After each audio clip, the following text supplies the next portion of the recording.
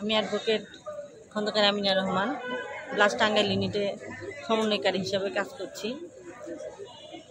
জনাব অ্যাডভোকেট আব্দুল বাকি মিয়া আমাদের ব্লাস্ট টাঙ্গাইল ইউনিটের পরিচালনা কমিটির সম্মানিত সভাপতি ছিলেন এবং সে বিভিন্ন দায়িত্ব টাঙ্গাইল জেলা অ্যাডভোকেট বারে সে দায়িত্ব পালন করেছেন।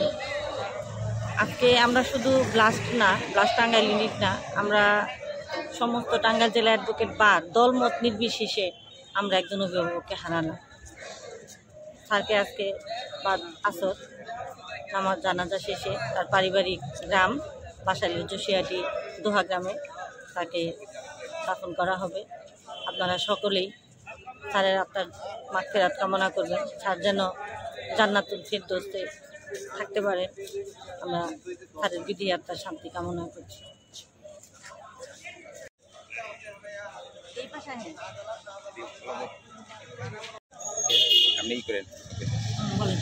আমি অ্যাডভোকেট ফজলুর রহমান খান, অ্যাডভোকেট টাঙ্গাইল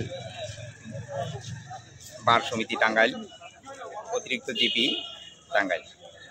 অদ্য 5/3/2024 সকাল 10টা 5 মিনিটের সময় টাঙ্গাইল জেলা অ্যাডভোকেট বার সমিতির সাবেক সভাপতি, সাবেক সাধারণ সম্পাদক, সাবেক পিপি, বর্তমান জিপি, বাংলাদেশ বার কাউন্সিলের সদস্য, টাঙ্গাইল ব্লাস্ট টাঙ্গাইল ইউনিটের সম্মানিত সভাপতি জনাব আব্দুল বাকি মিয়া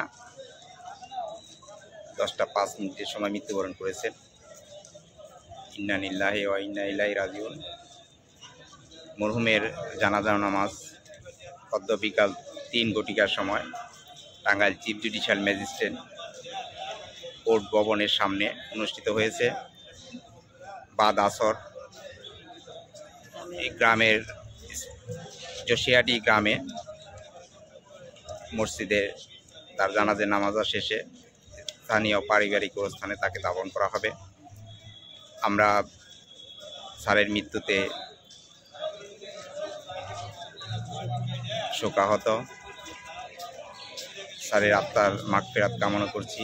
সকলের নিকট বিনীত প্রার্থনা, সকলেই বাকি স্যারের জন্য দোয়া করবেন, আল্লাহ যেন তাকে জান্নাতুল ফিরদৌস নসিব করেন। আমিন।